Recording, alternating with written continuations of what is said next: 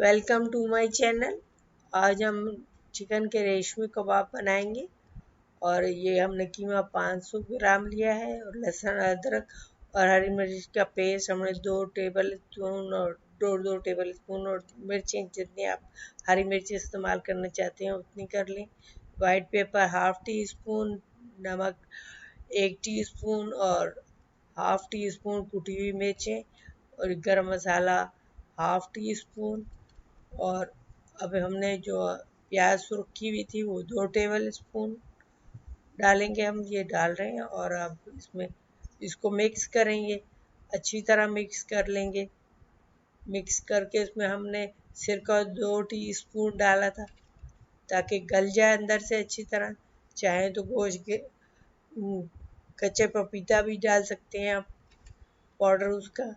तो ये हम इसको मिक्स कर रहे हैं और अब इसमें हम हरा धनिया हाफ कप डाल रहे हैं। आप जितना पसंद करें, नमक या मिर्च जितना आप पसंद करते हैं उतना डालिएगा अपनी लिहाज से। ये अब हम इसे बना रहे हैं कबाब की शक्ल में। आप चाहे इसको हम स्टिक से बना रहे हैं, आप पेंसिल अगर आपके पास है तो पेंसिल से भी बना सकते हैं। इस तरह करके ये बीच में से सुराख कर लें इसमें और ये कबाब की शक्ल दे देंगे हम इसको। और इसी तरह हम बनाएंगे और इंशाल्लाह आपको पसंद आएंगे।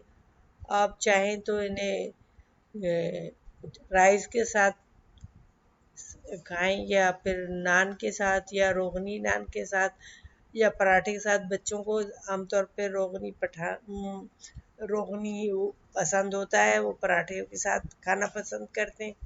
तो अब हम इसी तरह बनाते जाएंगे और सारे बना लेंगे और आप भी ट्राई कीजिएगा।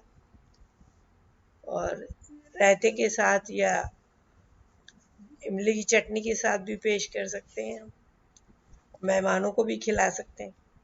तो ये अब हम बना रहे हैं, ये हमने सारे बना लिए। आप चाहें तो डीप ऑयल में बनाएं या शैलो ऑयल में बनाएं।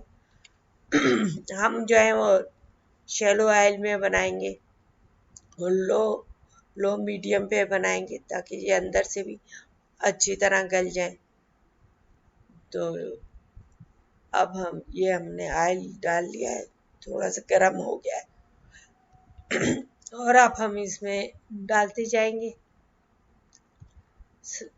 डालेंगे और ये हल्के सेक पे पकेंगे। और ये अब हम सारे आस्ता आस्ता डाल देंगे इसमें। ये देख रहे हैं ना, हल्के हल्के पक रहे हैं, तो लो मीडियम पे किया हुआ है। तो ये सारे इस तरह हो जाएंगे तो फिर हम थोड़े गोल्डन हो जाएंगे तो फिर हम इन्हें पलट देंगे। तो ये अब हो रहे हैं। तो अब इसका रुख जब हम चेंज करेंगे, ये थोड़े थोड़े गोल्डन हो गए तो अब हम इनको पलट रहे और ये मज़े के बनते हैं चिकन के। वैसे तो कबाब तो आप मटन के भी बना सकते हैं या बीफ के ही बना सकते हैं, जो जैसे आपको पसंद हो इसी तरीके से बना लें। लेकिन इनको कुछ देर मसाला लगा के कुछ देर रखना होता है, फिर इसको बना लेते हैं। तो ये इसी तरह हम सारे फ्राई कर लेंगे। ये हमने फ्राई कर लिए हैं, माशाल्लाह बहुत अच्छे बने और आप भी ट्राई कीजिएगा। और ये अब हम इसे चख रहे हैं। ये हम पराठे के साथ निकाला है इसको और ये हम सॉस लगा रहे हैं। और थैंक यू फॉर वाचिंग।